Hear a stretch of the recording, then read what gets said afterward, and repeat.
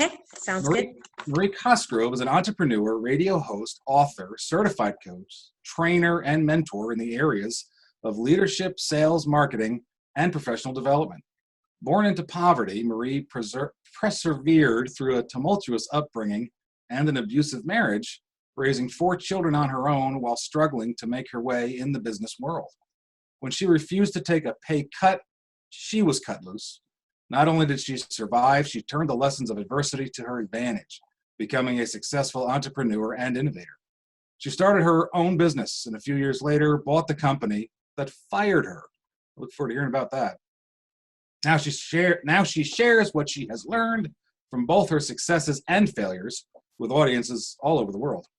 We all face hardships and seemingly insurmountable challenges in our personal and professional lives. Marie will guide us in discovering how to use our hardships to propel us forward during our greater fortune. With her speech, Calmness During Calamity, please help me welcome Marie Cosgrove. Take it away, Marie. Thank you so much for having me here. And yeah, title of my topic is, facing calmness during calamity. And I think the entire world is in calamity now, but we can face calmness. And I'll begin by sharing a personal story that is taught me a lot about being calm during calamity. And it started back in 1969 on New Year's Day. A family was traveling from Texas to Mexico. They were traveling on a road known as La Espina del Diablo, the devil's spine. And on the way over there was a car accident, and one of the girls, her head was completely crushed. Her parents were unable to do anything. There was no one who stopped by to help them, and the people that would stop by, what they would do is they would stop to take everything that they had. So they stole all of their belongings. Finally, 24 hours later, someone stopped and took them to the closest hospital. At the hospital, they told the young girl's mother, whose head had been crushed, they told her, the mother, your daughter is very lucky that she has made it this far because she has severe bleeding in the brain. And we don't think she'll make it, though, by this evening, she'll be gone. And so her mother says, no, you're going to perform surgery and stop the bleeding. She'll make it. And the doctor says, we can't do that. This is a very small community hospital. We don't have the surgeons that have the capability of doing this type of surgery here. And by the time a surgeon comes, she will be dead. So there's nothing that can be done. Well, she put her faith to the test and she demanded that they bring the surgeon, and they did. They finally did, and they did surgery on her daughter.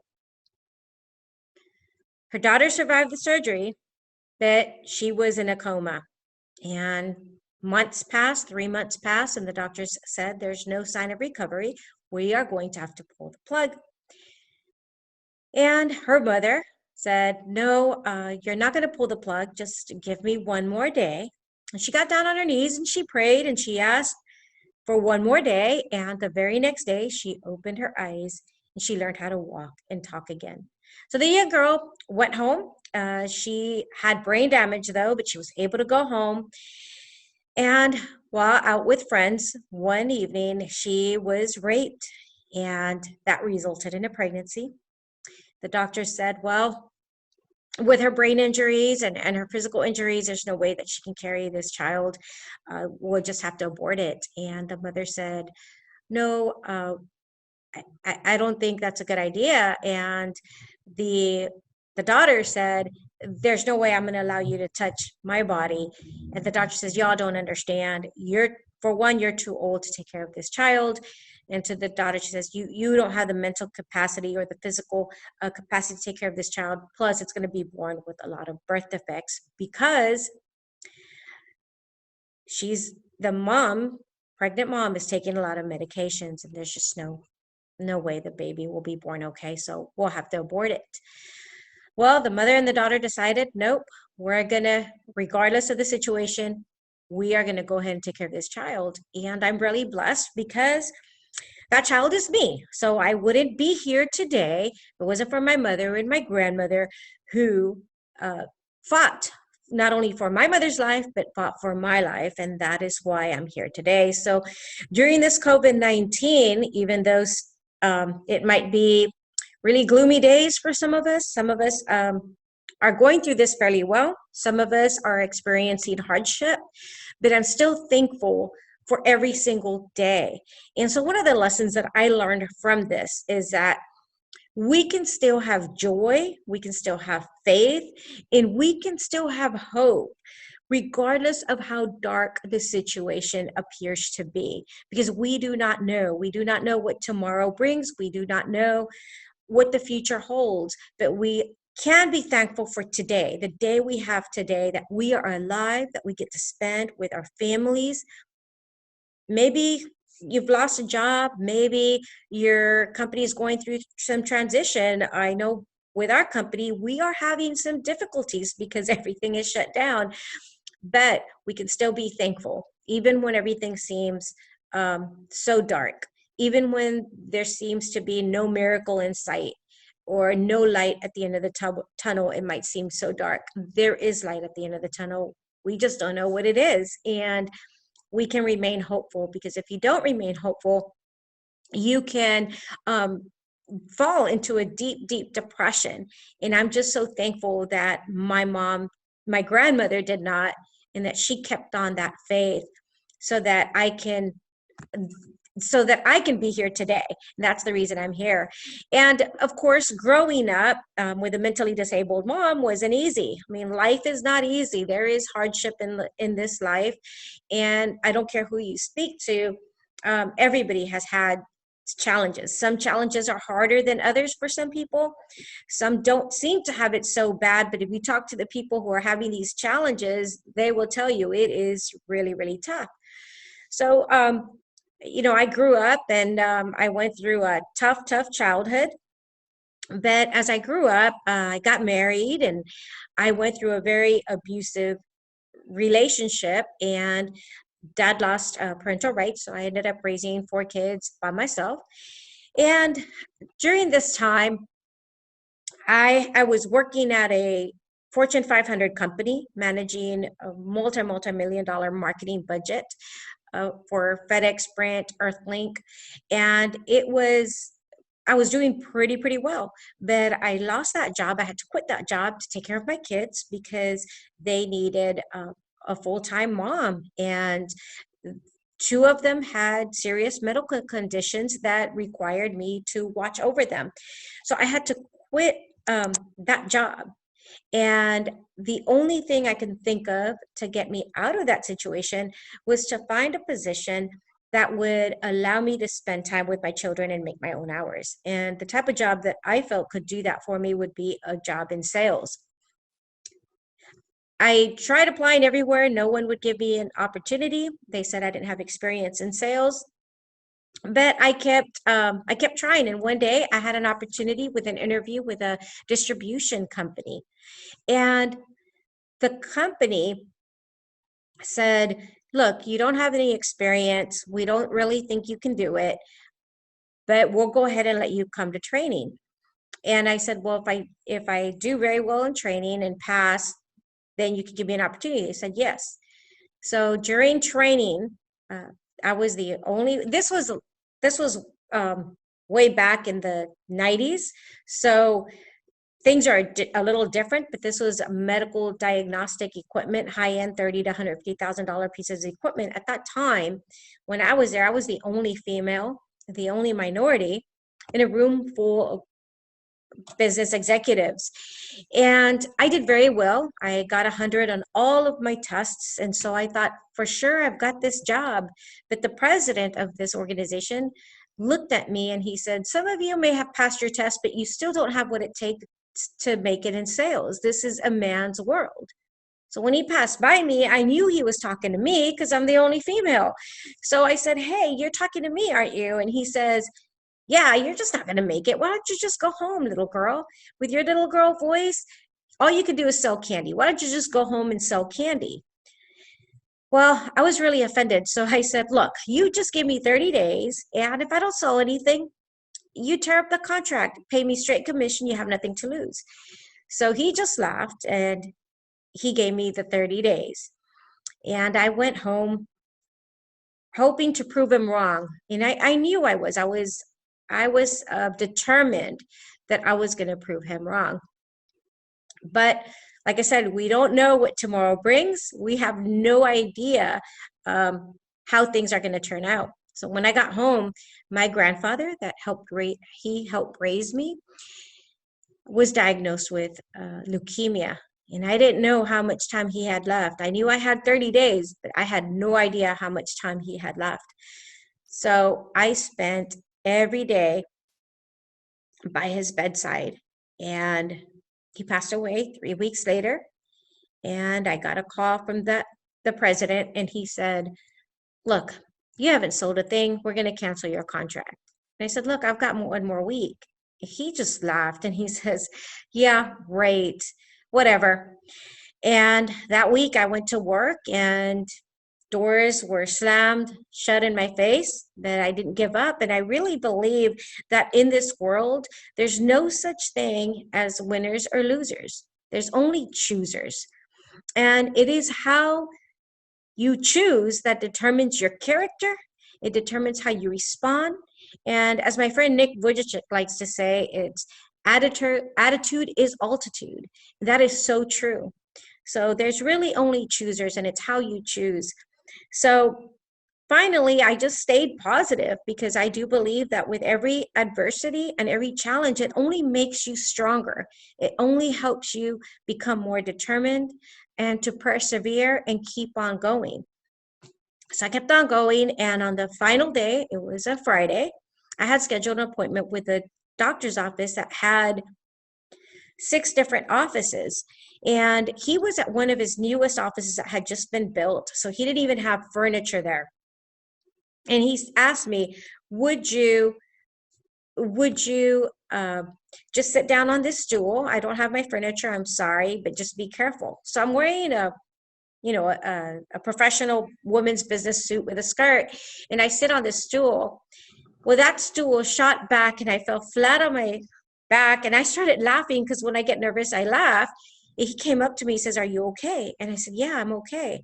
Well, after that, I went on with my presentation quite nervously, but I either did a really good job or he felt sorry for me because he wrote a check for $150,000 that day, which meant that I met my quota not only for that month, but the next couple of months. So I did really well.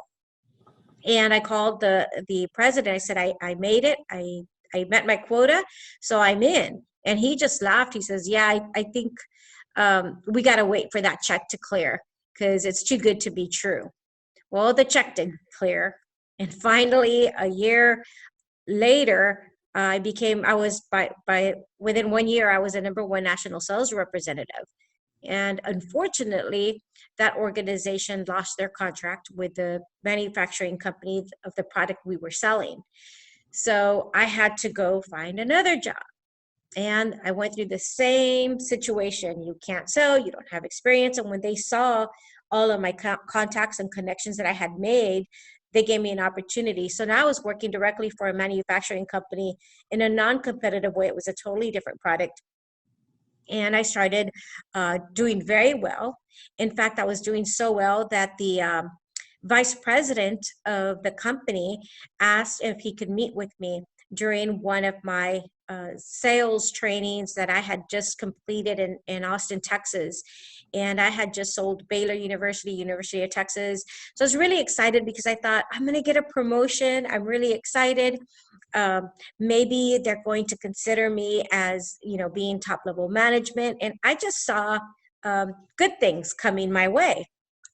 And so when we met, he says, we're so proud of you. Over the last year or so, we've been doing so well. And we're going to put you on salary. So they slipped over the piece of paper. I looked at it and my heart just sank because what they were offering me was what I was making in a month is what they wanted to pay me in a year. And I said, I can't do that. I have 4 kids. and two of them have serious medical conditions, and I'm paying my own insurance. I pay my own marketing, my own travel. And one of my sons has JDMS. At that time, back in the 90s, there weren't very many doctors that were treating that. In fact, in Texas, there was only one doctor who was in Houston, and I'd have to fly every month for my son's treatments. So I said, I just can't do that. I couldn't even afford my son's medical treatment. So I'll just continue on the payment plan that I'm on now, the compensation plan I'm on now. And they said, well, if you don't accept it, you're fired and you can't work for us. So I went from having a very good income, taking care of my family, my children, to having zero. And so everything was taken out from under me. And just the day before, I was very happy with my job. I was very content being a salesperson. I was satisfied with my compensation plan. And then all of my plans just got ripped right out under me, kind of like a lot of us have experienced that from rich to poor all over the world with this COVID. Everything's been stripped from us. All of our plans that we had all year, poof, they're gone. And we've had to change how we do business. We're having to change how we communicate, the way we're communicating now. So that's pretty much what happened to me. I had to figure out, how am I going to support my kids? What am I going to do next? And one of the lessons that I learned from my grandfather growing up that will help you in anything that you may be going through, and that it helped me, because that was painful. When you're doing such a good job and you feel like you're helping this organization grow, and then they tell you you're fired and you can't work for them anymore, that really stung. That hurt. But one of the most important lessons that has helped me overcome this big challenge is forgiveness, and learning that you don't do tit for tat. You don't seek revenge, because that only turns you bitter. And I could have remained so bitter. I could have gone home and cried my eyes out and see my kids see that, and then, just, fall into complete despair. But that wasn't going to help me. It wasn't going to help my kids. And I had to forgive. It hurt. Forgiveness doesn't mean that it doesn't hurt. It doesn't mean that what someone did to you is not painful. Yes, it's painful. The pain won't go away. But you remember I said earlier, there's no such thing as a loser or a winner. There's only choosers. So you can choose how to respond. And how I chose to respond was to forgive. Didn't mean I didn't have the pain. Oh, the pain was there. The financial pain was there. The emotional pain was there. The, not knowing what's going to happen tomorrow. Where will I be? Not knowing how I was going to support myself. All of those things were there. But I still chose to forgive. I chose not to go fight back, not to sue, not to be bitter, not to be angry. I chose that. And I decided that I was going to go see if I could sell some of their products. And in the process, I connected with a lot of physicians that became very close clients. We became friends. And they said, hey, we need this product, but it's not available out of the marketplace. So I built a team of 8 doctors, and we got some engineers, and we built a new product, got it FDA cleared. And within 2 years, we did really well, that the company that fired me called me and they said, hey, are you interested in investing in our company? And I said, well, let me go look at your books. Let's see what everything looks like. And I was living in Texas at this time. So I flew over to Ohio, which is where I am now. I live in Dayton, Ohio now. So I flew, and the accountant was looking at all the books, and he's looking at all the numbers, and he says, hey, these couple of years, the numbers are really good in the sales. I said, yeah, they're looking good. Maybe I'll negotiate something, as far as buying more shares into the company. And he says, well, you did like over 80% of those sales during those years. Look at your name right there. And I thought, wow, well, I want to buy the company. So we negotiated for about 6 months. And after 6 months of negotiation, I purchased the company that had fired me. And one of the first questions that I get asked a lot is, did you fire all those people that, when they fired you, did you fire them? And remember I said earlier about forgiveness and revenge. I did not fire because anyone actually, because there's actually power in collaboration. There definitely is power in collaboration. So what I look at is, these people are really smart. They brought together this product, which it diagnoses dizziness, concussion, and traumatic brain injuries. So, everything's connected with that. And I'll try to keep it simple, but the eyes, the ears, the central nervous system is all connected. So when you have a head injury, right now we hear a lot about concussion, but the majority of the time, if you have a head injury, you're going to impact your vestibular system, which is in your inner ear that controls your balance, where it tells you where you are in space and time. And so these guys are geniuses. I've got the top engineer, Dr. Frank Scarpino, who's professor emeritus at University of Dayton, and he does top projects with the Air Force. He invented technology for the Predator, the F-16, F-15. Really smart guys, Dr. Gans, and the greatest team. And what I looked at is that we all had the same vision for the company, is providing a great product for doctors so that they can properly diagnose their patients, so patients can have better patient care, and they can go on and have a successful life without having to deal with dizziness or brain injuries. There is treatment for that. And so I decided to collaborate because there is definitely power in collaboration. As long as you have the same vision and you have the same goal, and what they're doing is not illegal. Maybe the way they thought of generating revenue was different than what I thought, but they weren't going to control that part of it anyway. So I thought we can definitely still work together, and all of us use all of our skills and talents in a way that will help the company prosper and be more successful. Of course, everyone within the medical community said this girl's going to bankrupt herself and she's going to bankrupt the company within 6 months. Well, 10 years later, we're still here, fortunately. And I'm not saying it's easy, because during COVID, most doctors' offices are closed because they've been asked to remain closed to take care of COVID patients, so that we can try to preserve PPE equipment and face masks and things of that nature.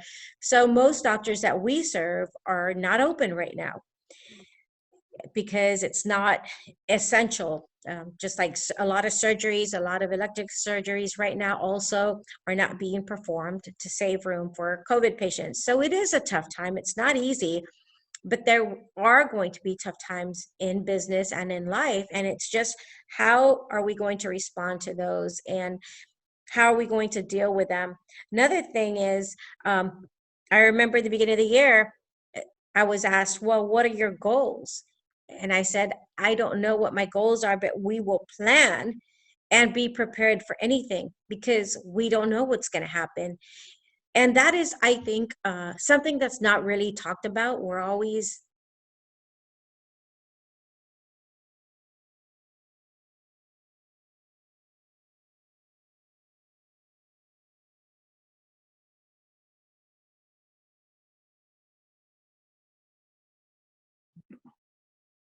Have we frozen, or is it just me? Did we lose Marie? It looks like we lost Marie, Curtis. Looks like. She's frozen. All right, let's give it another minute. Stacy, can you see if you can't get a hold of her or get her back in somehow? Yes, I will right now.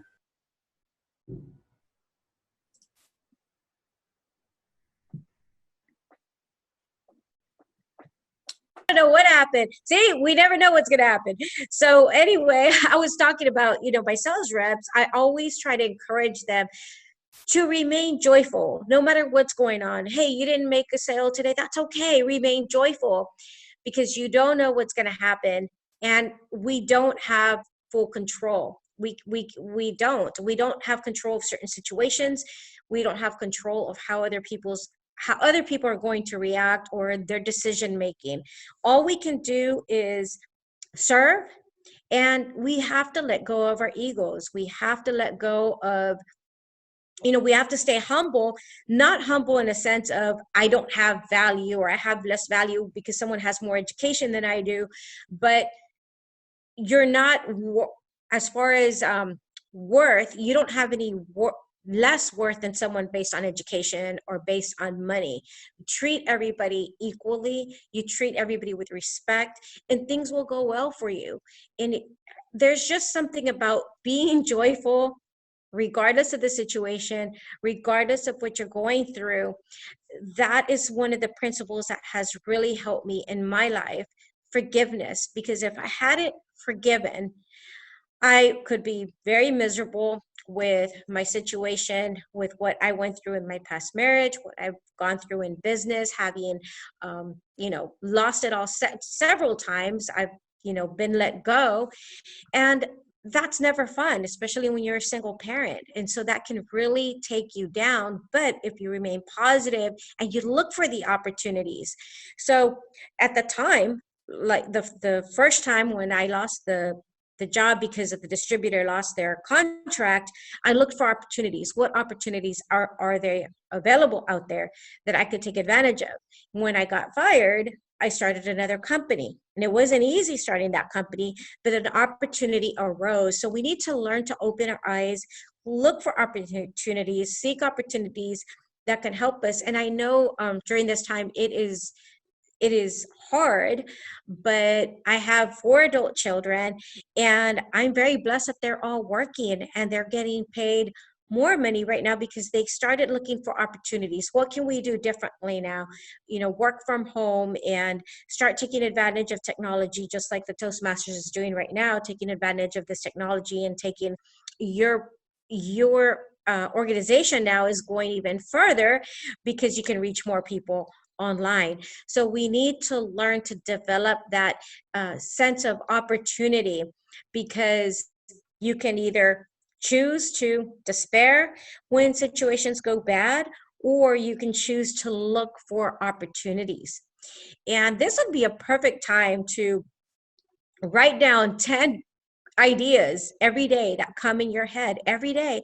And by the time all this is over, you're going to have a gazillion ideas. Just think about it, 10 times 30, how many new ideas you'll have after 30 days. I mean, one of them might be patentable, for example, so you don't know.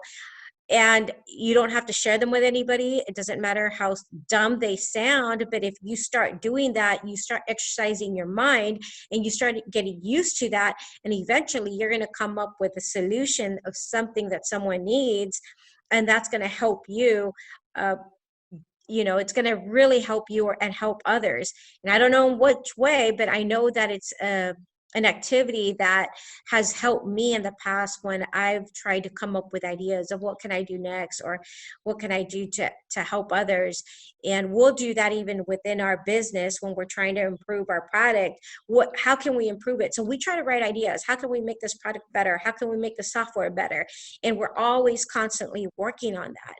And another principle, aside from that one, that's really helped me significantly is also working with a team to collaborate, to try to team up and build our relationships with each other. And that's really helpful, because if I had not done that, for example, when I got fired, it would be very hard for them to call me and ask me if I was interested in investing in the company, because I would have built that conflict. And so instead I built that relationship, and after I was fired, I didn't remain bitter. I wasn't calling other people in the company saying, this is not fair, can you believe what they did to me, can you believe they fired me? I didn't do any of that. I wished everybody well, and I remained on good terms with everyone. And because of that, when I came back and bought the company, the team had respect for me, because I wasn't bad mouthing them or anybody in the company, and I kept the doors open. So that bridge was always there. It was never broken. And so that's something I would recommend. If you've been let go, even now during COVID, I would stay on friendly terms with them, whoever it is that has made that decision for you. Stay, because you don't know the future. You don't know what opportunities may come up in the future. We just don't know. But if we make those choices today of choosing how we will respond, and that will determine our character, and our character determines our growth. And then if you have a good attitude, that can only take you towards altitude.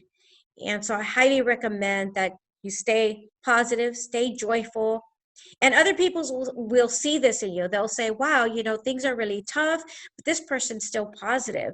And they might even be a champion for you to help you and assist you in any way. And maybe you're not having any issues or anything right now, but when you build relationships, that's going to help you in the future as well.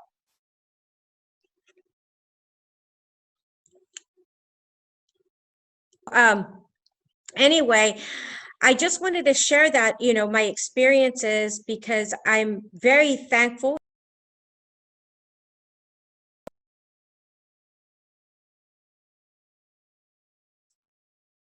I think we still got you, Marie. Can you hear us?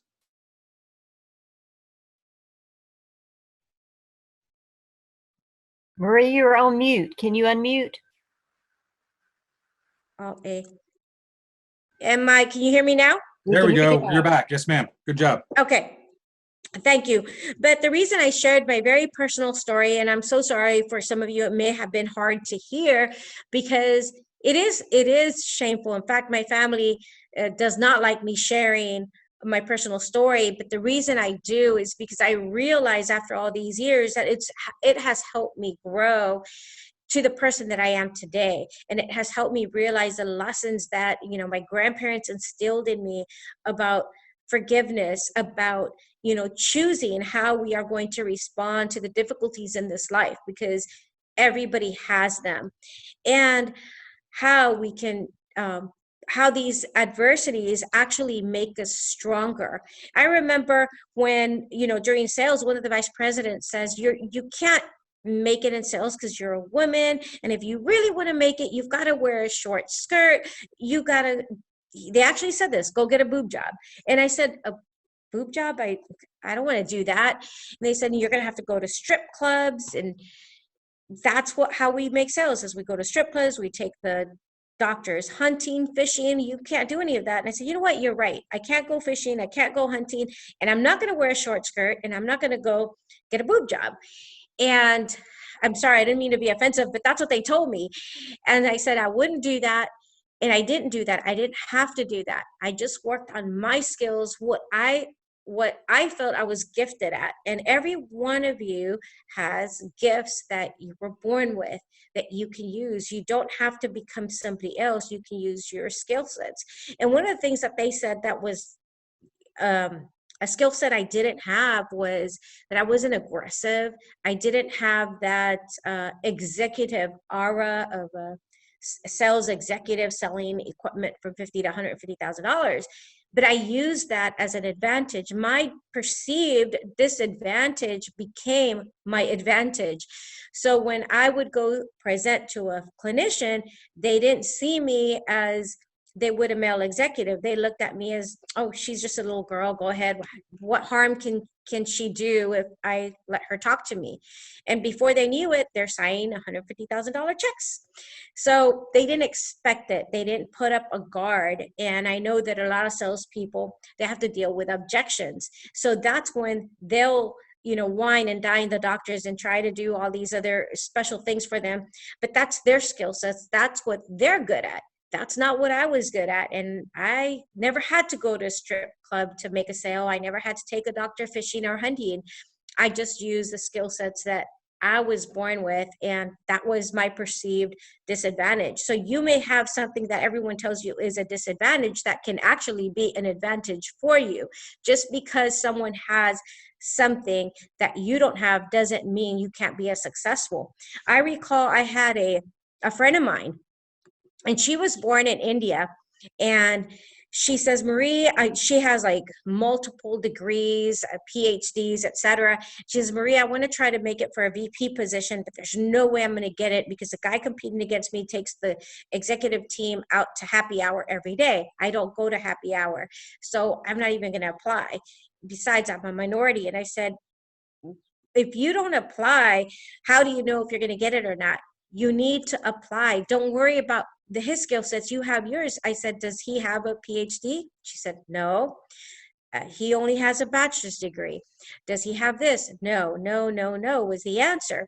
And she thought she didn't have a chance. Well, she applied and she got the job. So you can't just assume what people tell you because you're a minority, because you're a woman, because you're this, you're that, or you weren't born with certain credentials or a certain skill set. Don't give up. It doesn't mean not to try. Don't listen to those voices. If you don't try, how are you going to know if you're going to be able to make it or not?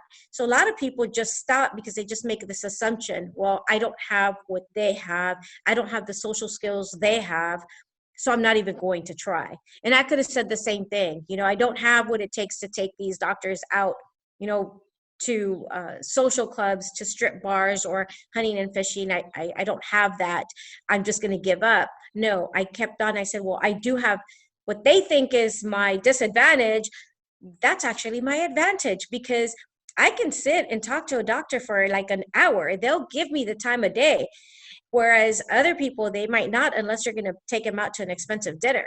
So I just used that and that became my advantage. And that is, I think can help so many people if they recognize that their disadvantage is actually an advantage. Just because it's someone else's perceived disadvantage doesn't mean that at all.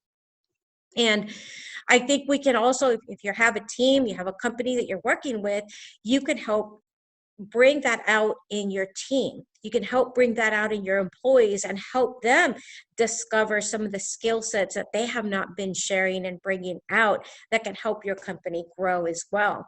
Or even with your families, with your children. I was listening to earlier, someone was, and I didn't listen to the whole thing about emotional intelligence and all the different skill sets and personalities that people have. We're all so very different, but we can all collaborate and work together. And it can actually be a really beautiful thing if we're able to bring that out in ourselves and bring that out in others as well, whether it's our family members or it's people that we work with. So does anyone have any questions? Because I feel like I've been talking for a long, long time. So does anyone have any questions that you would like to ask? Marie, We've got a couple of questions that have come in, Marie, if you don't mind. Sure. What kept you motivating through all that turmoil in your early career? What kept you going back every time? Well, for me at that time was my family. I was a single mom with 4 kids. 2 had serious medical conditions. I didn't have a choice. I couldn't have a pity party for myself. I didn't have that opportunity. I had to keep pushing forward so that I could take care of them. Certainly understandable. You mentioned a couple of times about the importance of collaboration. Can you unpack that a little bit more? Sure. So I remember I was asked a question with someone asked me, hey, if you had to work with someone where your political beliefs and your religious beliefs didn't align, would you work with them? And the response from the other person was, no, I would not work with that person. And I thought, that it's hard to work with people where you don't agree with, but sometimes it's necessary. And the way I look at it is, what goal are you trying to accomplish? As long as they don't do anything illegal or unethical and you're working on the same goal, you both have the same vision, you have the same desire. So say you're working in a company, in an organization, right? You're trying to bring a product to market. You both want to, all of you on the team wants to bring this product to market. You may not agree politically or your religious beliefs, you may not have the same attitudes, there are the same personality, your personality styles may clash, but if you learn to work together because you're working on the same goal, that's what you need to work towards, and that's what you need to keep your vision on. What is our goal? What are we trying? And then you realize, you know what, we are on the same team. We're on the same team. We just don't see things eye to eye. The way you interpret it may be different than the way I interpret it. You know, someone may have a really rough personality where it seems like they're being rude, but if you stop and think, well, they sound rude, but they really want to bring this product to fruition just like I do. Really, we are on the same team. So how can, you know, interpret what he's trying to say and try to understand that person? And that is so important, because there is power in collaboration if you learn to work together despite your differences. Very good. Great information. All right, I've got one more, and then I'll see if we got anything that's come in on YouTube or through another source. You mentioned writing down 10 new ideas per day of what can I do next. And they're just looking for a little more clarity on what do you mean by, is that business related? Is it personal? Is it both? Can you speak to that for a minute? Sure, it could definitely be both. It could be business related, for example. It could be ideas, business ideas. Say you're a waiter, okay? Just a waiter waiting tables. What can I do to increase my tips? Or what would make my job easier? And it may not even be in a restaurant, something you do every day. Say, you know, you're a woman, you're putting on makeup. What can make this easier? Any idea that comes up, or you're a man and you're shaving, you're taking care of yourself. Is there something that could make my life easier? Just think about it. It could be anything. And you just write down these 10 new ideas. And if you did that every day, you're bound to come up with something new. You're bound to come up with an idea that could really be helpful to you and helpful to others as well. And maybe it's a new invention, and maybe it's something that, you know, you invent that can be patented. And maybe it could be software related. Maybe it could be something that helps your family. Maybe you're a stay-at-home mom and you're taking care of kids, and you're realizing, hey, it would be so cool if this gadget existed, and it doesn't exist. Write it down. And it doesn't matter if they're good ideas or bad ideas. They could be stupid ideas. Who cares? Just write them down. Get used to that idea. Get used to doing this exercise so that it becomes a habit. And so at the end of the 30 days, you're going to have a lot of new ideas. One of them is bound to be a good one. Great. So this is what you do through your daily activity. It's not like, all right, let's sit down and write down 10 ideas. You're constantly capturing that, whether it's on a notepad or Evernote or voice to text or whatever. You're constantly throwing, how could I be doing this better? Exactly. And we do this in our business because we have to. It's actually, our product is FDA cleared. So we have something called CAPAs, corrective and preventive action. So we're always having to jot down, even if nothing's broken, if this breaks, what do we do to fix it? Even if everything's like smoothly. So we're forced to think this way. We're always thinking, and that's why we have new versions of software all the time, like 2 or 3 times a year, because we're constantly thinking, what can we do to make this better? What can we, nothing's broken, but what can we do? And I think it's a very useful habit for everybody. If everybody followed this, imagine how, technology is already moving at a fast pace, and I imagine people are already doing this because every day there's new software, new apps, new things, but there's nothing wrong with making the world a better place and keep on moving forward. That's fantastic. That's very good. And now's probably a good time to do it. In our current climate, we've all got a little bit of extra time.